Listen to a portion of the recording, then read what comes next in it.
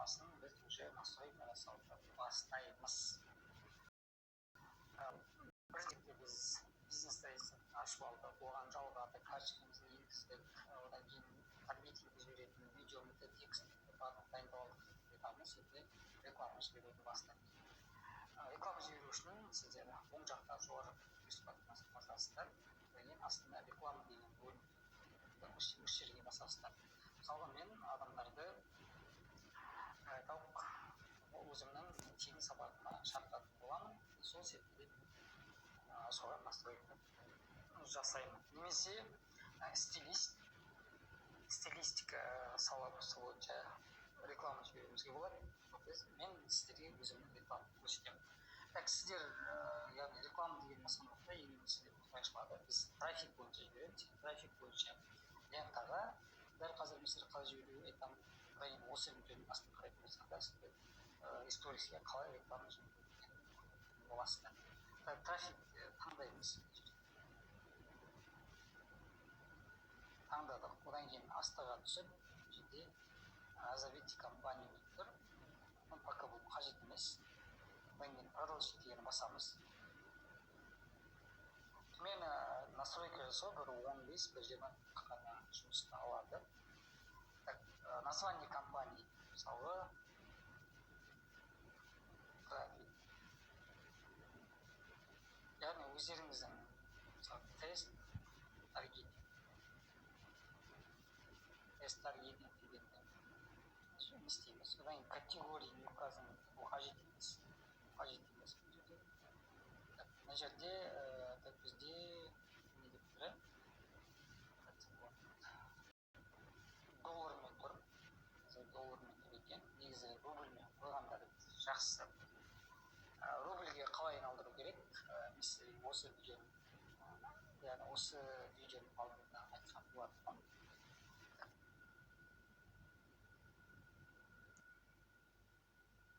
Мынаны бізге бұл қажет етеміз. Бұны біз өшіріп тастаймыз.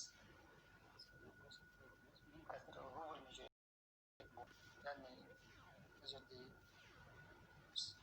рубльмен жүрген аккаунтымызды ашамыз. Одан кейін қайтадан бастайтын боламыз. Мына жерден создать дегенді басамыз қайтадан.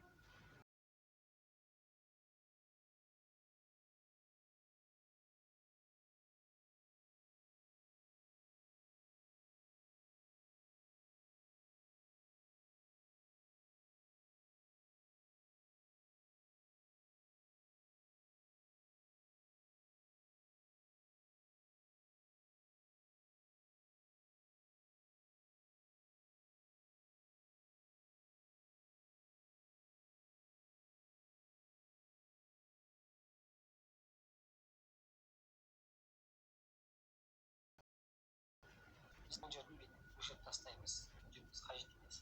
Выключить өшіріп тастаймыз. Далее деген басамыз.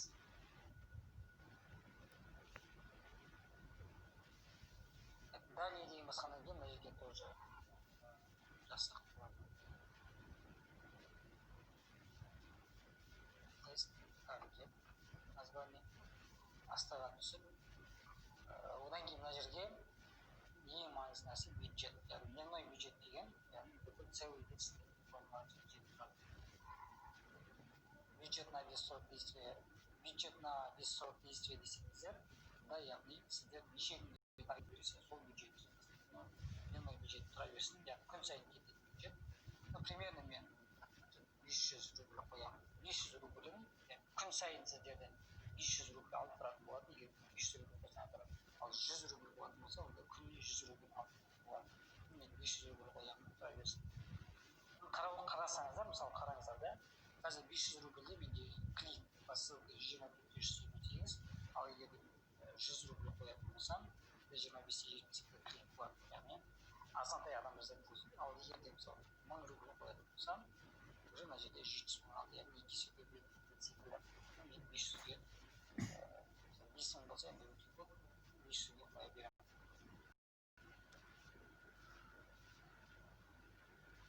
Одан кейін мына жерде дата запуска, қашан басталады, бұл жерде сіздер өзгертпейсіздер, тұра берсін. Ақтөбе жерде барлығы отыра берсін. Мына жерге установить даты окончания. Кейбір адамдарда мынандай да птичка болмауы мүмкін, яғни шықпайды болуы мүмкін. Сіздер установить даты окончания деп птичка басасыздар.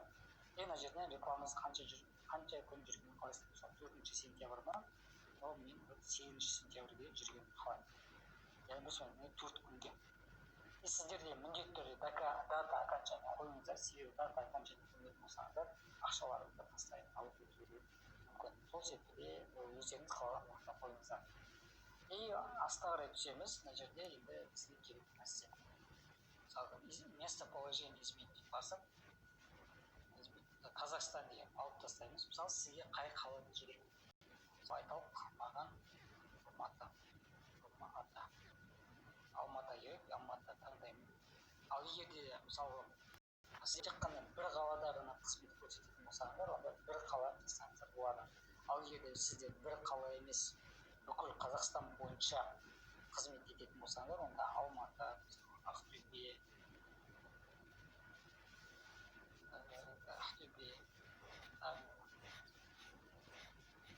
Атырау,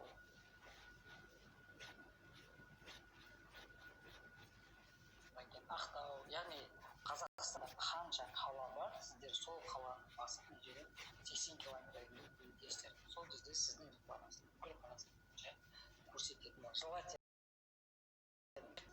Бүкіл қаланы жазыңыздар, себебі сол кезде Қазақстан бойынша болады. Ал егерде сіздер мысалы да бүкіл Қазақстан көрсететін, айталық, қай жаққа көрсеткіңіз келмейді. Қостанайға көрсеткіңіз келмейді.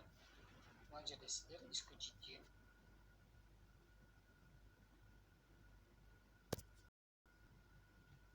басасыздар. Уже Қостанайға сіздердің рекламаларыңызды көрсетпейді. Яғни исключить деген нәрсе, қай қалаға сіздің рекламаңызды көрсету керек деген мағынада. Бұны алып тастайық. Сіздерге мысал ретінде көрсетіп жатырмын. Примерно айталық, бүкіл Қазақстан бойынша қаланы таңдадыңыз. Возраст, яғни қанша жастан, сізге қанша жастан керек? Мысалы, айталық, 20-дан мен 50-ге дейін маған адамдар керек. Қандай адамдар? Мысалы, әйел адамдар ма, ер адамдар ма деген секілді.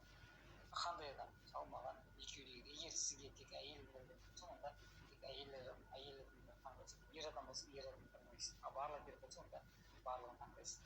Одан кейін ең маңызды нәрсе, осы детальный изменитке басамыз. Яғни бұл жерге сізге қандай адамдар керек? Мысалы, маған керек бизнес. Мысалы, маған керек, мысалы, маркетингке қызығатын адам. Маркетинг. Осындай бір екеуін жасаған рекомендация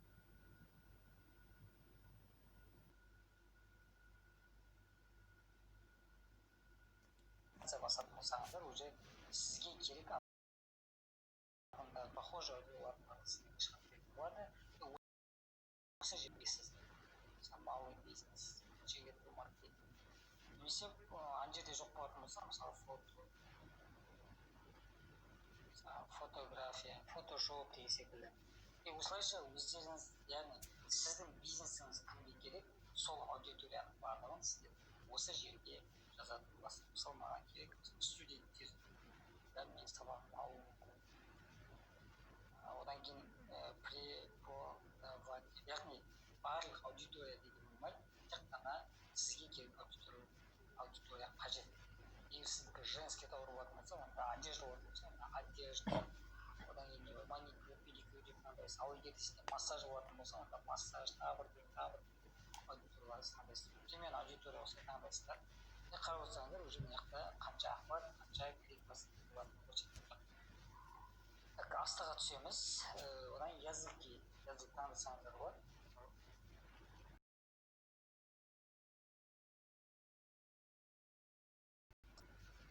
Казахский, русский таңдадық. Астыға түсеміз. Ең маңызды нәрсе осы жерде, яғни выбор место размещения вручную деп қояйын. Осы жерге басамыз. Осы жерге басқаннан кейін выбор место размещения. Біз қайда реклама жібереміз? Мысалы, мен Инстаграм лентаға жіберемін.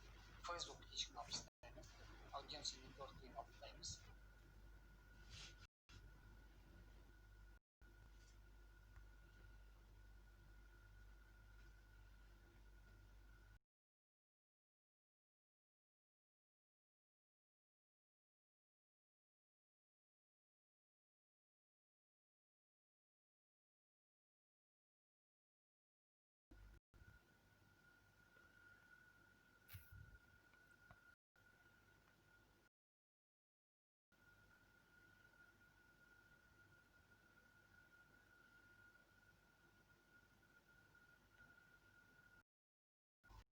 түсі емес.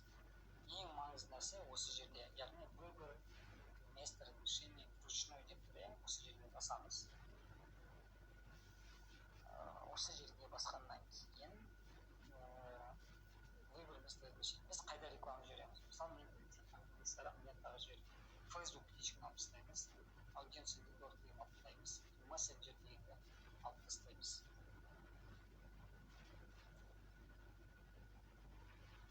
Тек қана Instagram птичка қалдырамыз. Астыға түсіп, Instagram лентаға птичка тұрады, Pinterest птичка тұрады, сол болды.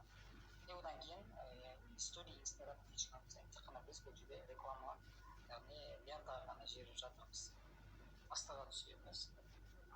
Әлде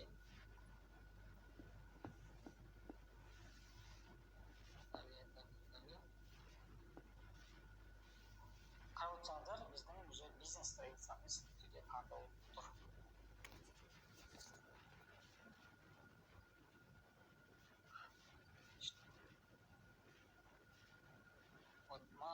Автоматтың түрде біз оның алдын сабақ қарап болсаңыз, бизнес страницаға жаңағыстар аккаунт жіберіп тастап болады, екеуі бірге шықты. Бұл жерде сіздер жіберіп тастайсыздар. Одан кейін жазылып бір қойып береді. Формат қандай? Одно изображение или видео монтация, галерея, подборка. Одно изображение, видео тұра берсін, видео саламыз. Астыға түсіп, добавить медиафайл деп осы жерге басамыз. Видео болса видео, фото болса фотоны қоясыз. Добавить медиафайл, видео. Осы жерде, егер сіздердің компьютерлеріңіз видео болатын болса, видео саласыздар, загрузить басасыздар. Одан кейін мысалға лентаға мына видео керек. Осы видеоны салатын боламын. Қазір біздің видеоны жүктелетін болады. Енді қараңыздар да, егер де сізде сайт болатын болса, онда мына жерге пока видео жүктелгенше URL сайта деген орынға сайтыңызды қойсаңыз болады. Ал егер де сайт болмайтын болса, онда бұл жерге сіз WhatsApp сілтеме қойсаңыз болады. Мысалы мен WhatsApp сілтеме қоямын. WhatsApp сілтеме аштым. Қосымда болады точка ми 7-724 мысалы ретінде көрсетіп жатыр. Және WhatsApp сілтеме қойдым, адамдар подробно басқан кезде WhatsApp-та өтетін болады. Пока WhatsApp істегенше, мына жерде енді қараңыздар да, подробнее басып, подосаяк, забронировать, сверхсценарий, скачать, получить приложение, неше түстім. Но бірақ та енді подробнее маңызырақ, подробнее тұра берсін. Подробнее тұра берсін. Яғни адамдар уже подробнее басқан уақытта автоматтың түрде уже істейтін болады. Сіздерге WhatsApp қарайтын болады. Мына жерге основной текст деп тұр. 500 мың. Абс 500 мың. Абс абуды қаласаң видео сабақтарды мысал ретінде жазып жатырмын, сіздер енді өздеріңіз тексттерді жазасыздар деп ойлаймын. Қарасаңыздар, мына жерде уже предпросмотр көрінді. Лентада қалай шығады, интересті қалай шығады деген секілді екеуі көрсетіп тұр. Почти біздің рекламамыз тамамдалды.